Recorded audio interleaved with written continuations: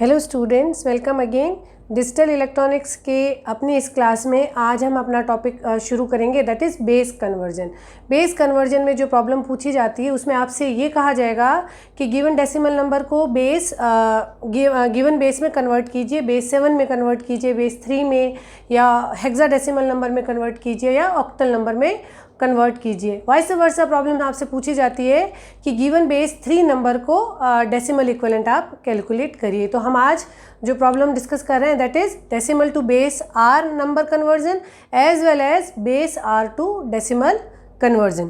तो सबसे पहले इस कॉन्सेप्ट को समझने के लिए हम एक डेसिमल नंबर को, जो हम अपनी डेली लाइफ में जो नंबर हम सिस्टम काम में ले रहे हैं, जो हमें सबसे मैक्सिमम टाइम जिससे हमें फेस करना है, उसको हम डिटेल में डिस्कस करते हैं।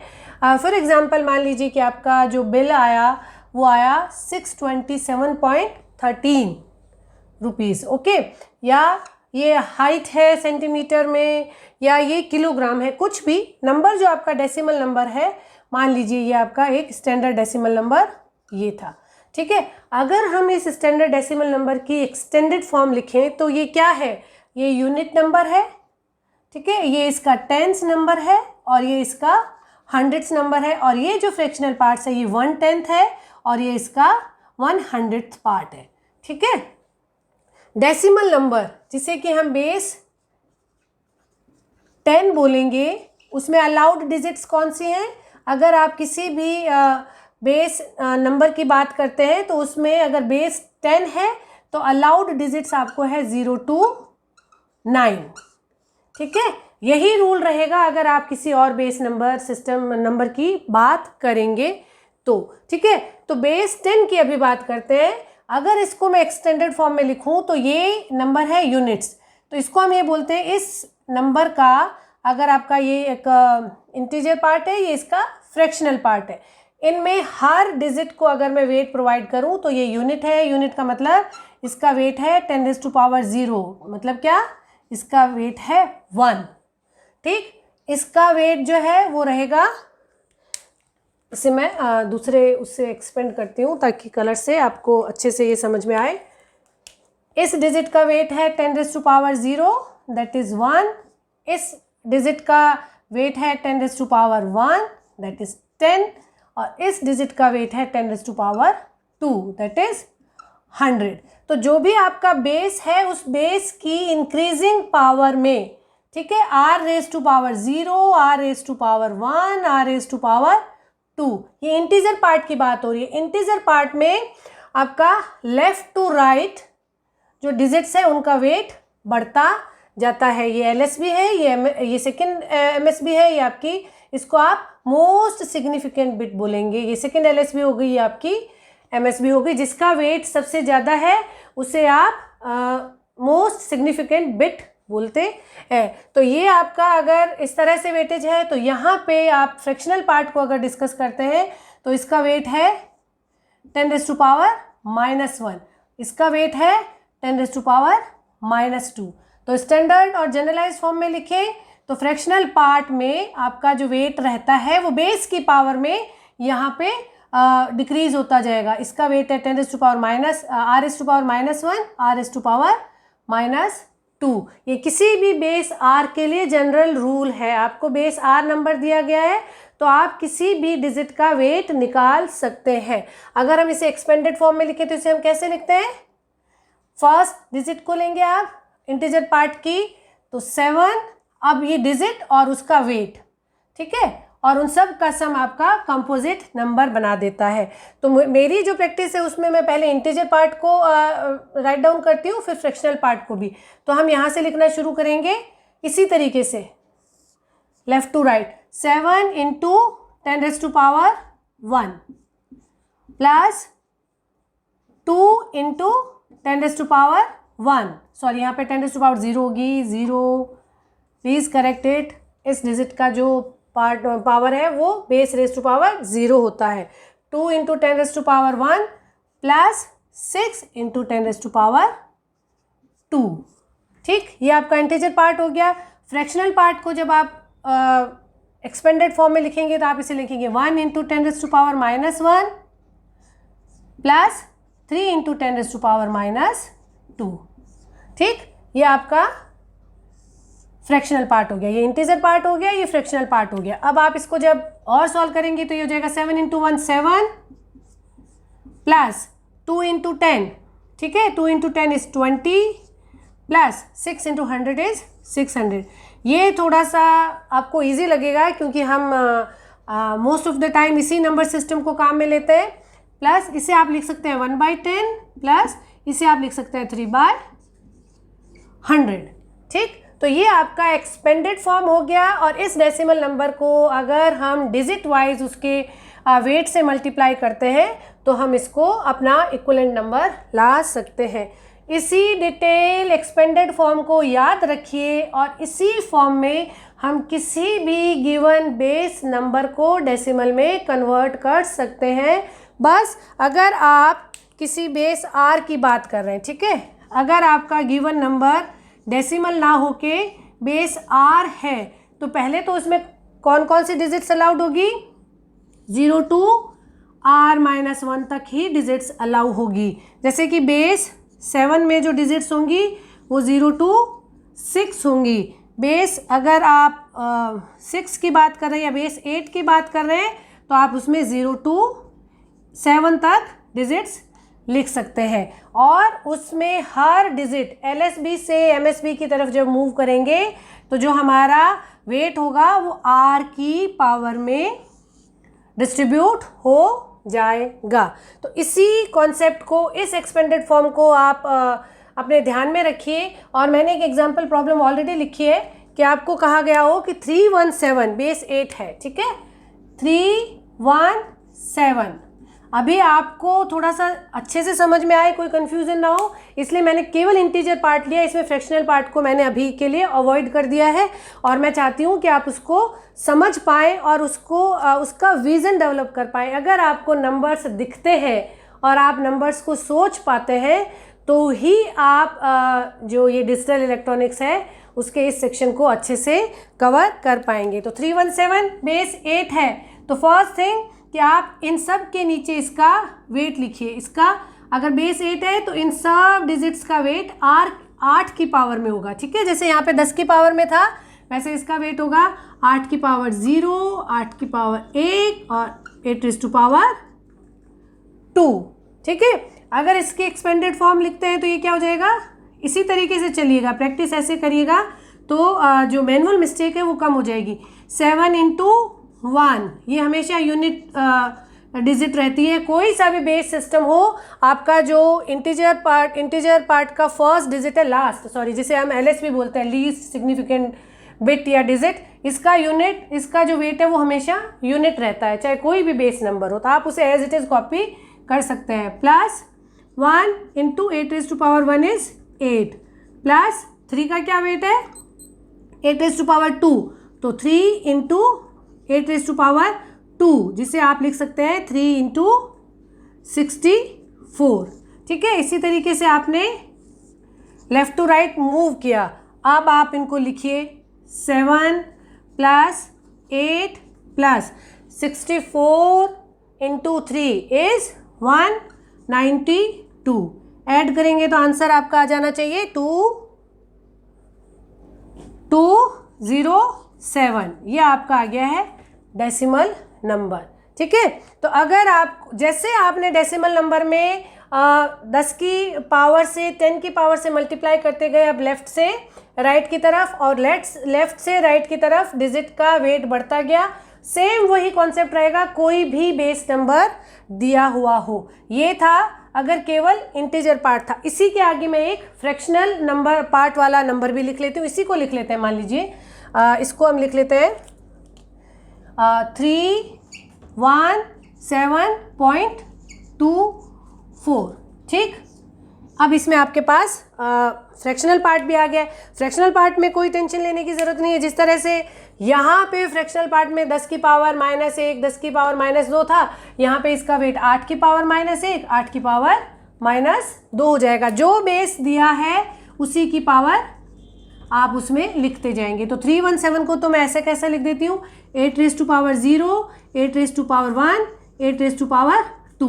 इसका वेट है 8 raise to power -1, 8 raise to power -2। ठीक है, आप इससे सेम इसी तरीके से आप वापस एक्सपेंडेड फॉर्म लिखिएगा। मैं केवल फ्रैक्शनल पार्ट का एक्सपेंडेड फॉर्म लिख रही हूँ। इसे 7 × 1 प्लस 1 × 8 प्लस 3 × 64। यहाँ पे एक थोड़ी सी ध्यान देने की बात है कि आप जब फ्रैक्शनल पार्ट लिख रहे हैं तो उसमें मैनुअल मिस्टेक कम करने के लिए आप इसे लिखिए 2/8 प्लस 4/64। ठीक है, आप इस डिजिट के डिनोमिनेटर में 8 की पावर को आप लिखते जाइए, ताकि आप जब इसे कैलकुलेटर से कैलकुलेट करें या मैनुअली इसे कैलकुलेट करें तो आप में जो एरर है या गलत आंसर लिखने का ऑप्शन कम होता जाए, प्रोबेबिलिटी कम होती जाए। इसको जब सॉल्व करेंगे तो ये पूरा जो आपका इस इंटीजर पार्ट का सम यही आ जाएगा 207, क्योंकि हमने नंबर वही रखा है 207 plus 2/8 will be 0.25 plus 1/16 will be 0.0625। अगर आप इसे ऐड करेंगे तो ये आपका बन जाएगा 207 पॉइंट, ये आपका बन जाएगा 3125। ये आपका आ गया डेसिमल नंबर। बस इतना ही ध्यान रखना है कि गिवन बेस नंबर में आपको इंटीजर पार्ट को 8 से कंटिन्यूसली मल्टीप्लाई करना है और फ्रैक्शनल पार्ट को कंटिन्यूसली 8 से डिवाइड करना है। बस इस कॉन्सेप्ट को आप ध्यान रखिए और इसी तरीके की बहुत सारी प्रॉब्लम्स कीजिए, कन्फ्यूज़न दूर हो जाएगा और फाइनल एग्ज़ाम के टाइम में भी आप बिना किसी डाउट के इस प्रॉब्लम को सॉल्व कर पाएंगे। स्टूडेंट्स इसको इंटरेस्टिंग फील करते हैं, 2 प्रॉब्लम निकाल के दे फील कि ये बहुत इजीली हो जाएगा क्योंकि ये सेक्शन इजी है, और फिर जब फाइनल एग्जाम में जाते हैं तो वो ये भूल जाते हैं कि हमें अब इस सेक्शन को डिवाइड करना था या मल्टीप्लाई करना था, और वो कन्फ्यूजन जो है वो फाइनली उनके स्कोर को कम कर देता है। तो अगर सब्जेक्ट अगर आपका बहुत इंटरेस्टिंग है तो do a little bit more practice to score high. इससे आप थोड़ा सा एक्स्ट्रा ध्यान देके पढ़ें। ठीक है, अब जो मैं सेकंड प्रैक्टिस करने वाली हूँ, जनरली जब स्टूडेंट्स पढ़ते हैं और क्लास में भी पढ़ाया जाता है तो बहुत सारी प्रैक्टिस करवाई जाती है कि आप गिवन बेस को डेसिमल में कन्वर्ट करो, और जब स्टूडेंट्स वो डेसिमल में कन्वर्ट करना सीख लेते हैं तब फिर उनको बहुत सारी प्रॉब्लम्स जो है वो आपको डेसिमल टू बेस में कन्वर्ट करना सिखाते हैं। हम इन्हीं एग्जाम्पल्स को रखते हैं, इन्हीं बेस नंबर को वापस बेस 8 में कन्वर्ट करते हैं और देखते हैं कि कैसे डेसिमल नंबर को बेस आर में कन्वर्ट करना है। मैंने इस राइटअप को यहाँ पे इंटैक्ट रखा है ताकि आप समझ पाएँ कि मैंने यहाँ पे जो किया था उसका कौन सा वाइस वर्सा स्टेप मैं यहाँ पे दूसरे कन्वर्जन के लिए करूँगी, ताकि आप कभी भी बिना किसी डाउट के इस टेक्निक को समझ सकें और बिना किसी गलती के आप अपना करेक्ट आंसर सिलेक्ट कर सकें।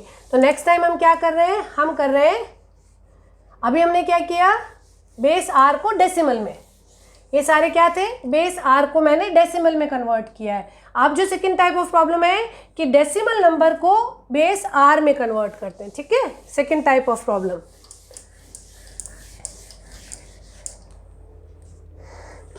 आपको decimal number to base R, यहाँ पे अभी हमारे पास क्या है, बेस 8 में कन्वर्ट कीजिए। ठीक है, इसी चीज़ को, तो अभी मान लीजिए कि आपको जो नंबर दिया गया था वो है 207। इस डेसिमल नंबर को आपको कहा गया है कि बेस 8 में कन्वर्ट कीजिए। ठीक, आप ध्यान रखिए कि जब बेस 8 को डेसिमल में कन्वर्ट कर रहे थे तो आप 8 से कंटिन्यूसली इसे डिवाइड कर रहे थे 8 की इंक्रीजिंग पावर में। तो इस नंबर को अगर बेस 8 में कन्वर्ट करना है तो आपको कंटिन्यूसली डिवाइड करना है। जो भी आपने स्टेप यहाँ पे किया है उसका रिवर्स स्टेप आप यहाँ पे कन्वर्ट करेंगे। आप जब डिजिटल के नोट्स बनाना शुरू करें या अपनी प्रैक्टिस बुक जहाँ पे भी आप इसको लिखना शुरू कर रहे हैं, एक ऐसा एग्जाम्पल बहुत बोल्ड में बड़े फॉन्ट में आप लिखिए, और जब भी आप रिवीजन करेंगे तो वो बड़े फॉन्ट में लिखा गया एग्जाम्पल आपको विद इन सेकेंड्स रिवाइज करवा देगा कि डेसिमल से बेस आर में कन्वर्जन में क्या स्टेप करना है और बेस आर से डेसिमल में क्या कन्वर्ट करना है, और ये फ्रैक्शनल पार्ट भी लीजिएगा, ठीक है, ताकि हर तरह की पॉसिबिलिटी आप रिवाइज कर सकें और फटाफट से उसे सॉल्व भी कर सकें। तो अभी इस प्रॉब्लम को सॉल्व करते हैं। तो अगर आपको 207 को बेस 8 में कन्वर्ट करना है तो आप उल्टा करिए, 8 की पावर से मल्टीप्लाई होता जा रहा था, इसे 8 से डिवाइड करते जाइए और डिवाइड तब तक करते जाइए जब तक कि डिविडेंड आपका 0 ना आए। यहाँ पे आप डिविडेंड लिखते जाएंगे और इस सेक्शन में आप रिमाइंडर लिखते जाएंगे। हर स्टूडेंट को जो क्लास में पढ़ाया जाता है या उसने जो टेक्स्ट बुक पढ़ी है उससे उसकी कोई एक अपनी एक फैमिलियर ट्रिक डेवलप हो जाती है। ये वो मेथड मैं डिस्कस कर रही हूँ जो जिनके साथ मैं बहुत यूज्ड टू हो गई हूँ। आप अगर किसी और टेक्निक के साथ कंफर्टेबल है तो आप उसमें भी प्रैक्टिस कर सकते हैं। तो आप 8 को डिवाइड करते जाइए। 8 को अगर आप डिवाइड करेंगे तो ये रह जाएगा 25, रिमाइंडर आपका 7 रह गया। फिर आप 8 से डिवाइड कीजिए, 8 3 = 24, रिमाइंडर आपका 1 रह गया। फिर 8, डिविडेंड आपका जब तक 0 नहीं आता तब तक आप इसे कंटिन्यूसली डिवाइड कीजिए।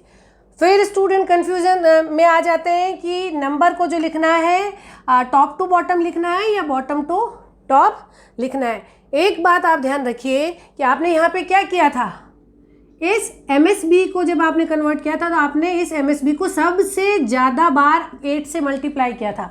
You multiplied it with 8 2 times. तो MSB को अगर आपने सबसे ज़्यादा बार मल्टीप्लाई किया है तो यहाँ पे भी MSB वो होगी जो 8 से सबसे ज़्यादा बार डिवाइड हुई। यहाँ पे अगर 8 से सबसे ज़्यादा बार मल्टीप्लाई होने वाला MSB है तो वाइस वर्सा करते वक्त 8 से सबसे ज़्यादा बार डिवाइड होने वाली जो डिजिट है वो MSB बनेगी। तो MSB आपकी ये यूनिट बनेगी। बी केयरफुल, जो सबसे ज़्यादा बार डिवीज़न होने के बाद रिमाइंडर आया वो आपकी MSB बनेगी। तो आप जब लिखेंगे तो इसको टॉप टू बॉटम लिखेंगे 317। Is it okay? क्या ये बेस 8 है? ये बेस 8 है। आप इसे क्रॉस चेक करके भी अपनी टेक्निक को वेरीफाई कर सकते हैं, ठीक है।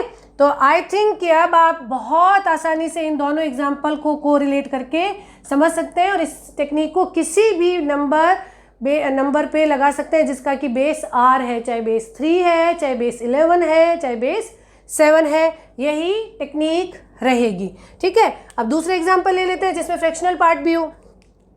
तो अब जो दूसरा एग्जाम्पल है उसमें आपसे ऐसा पूछा जा रहा है कि 207.3125, ठीक है। ये आपका डेसिमल नंबर है, इसे बेस 8 में कन्वर्ट कीजिए।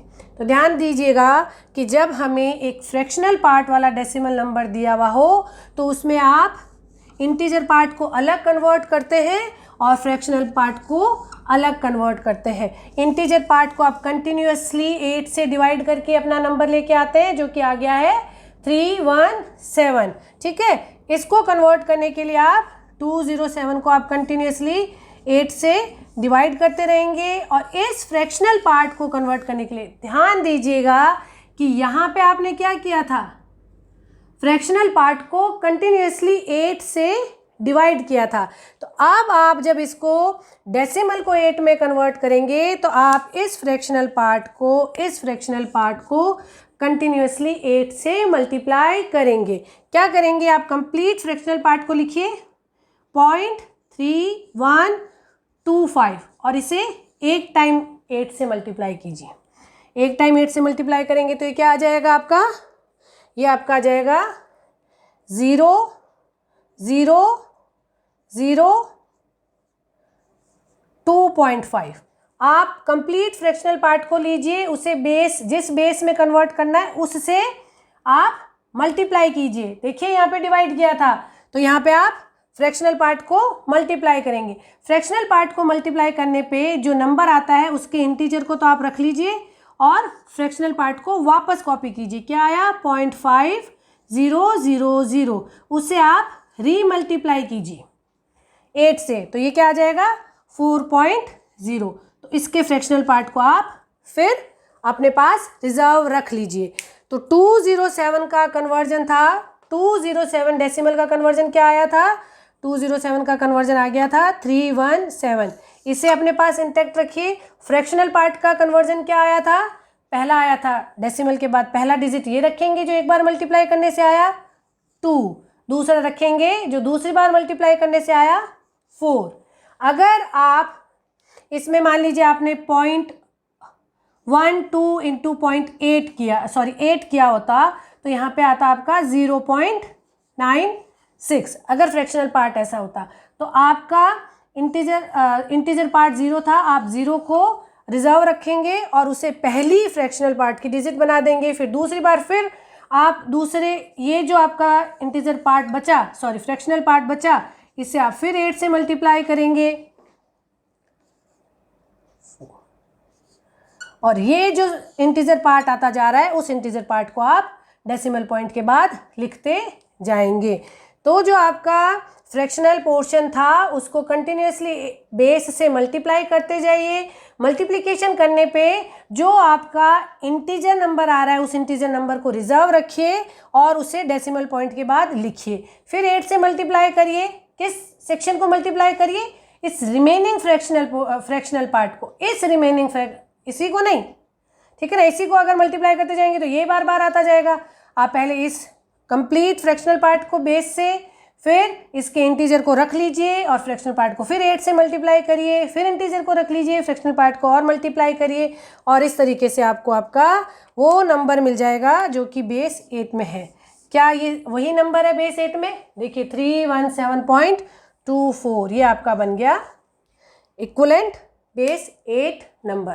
तो यहाँ पे हमने एक एग्जाम्पल डिस्कस कर लिया है कि आप डेसिमल नंबर को बेस आर में और बेस आर को डेसिमल नंबर में कैसे कन्वर्ट करेंगे। मैं आपको इसकी कुछ असाइनमेंट प्रॉब्लम्स भी प्रोवाइड करूँगी, उसकी और प्रैक्टिस कीजिए और सॉल्यूशंस को देख के आप अपनी प्रैक्टिस को और अपने आंसर्स को वेरीफाई कीजिए। इन्हीं टॉपिक्स को हम अपने अगले अपकमिंग वीडियोज़ में इसी तरह से डिस्कस करते रहेंगे। Keep learning, keep watching. Thank you.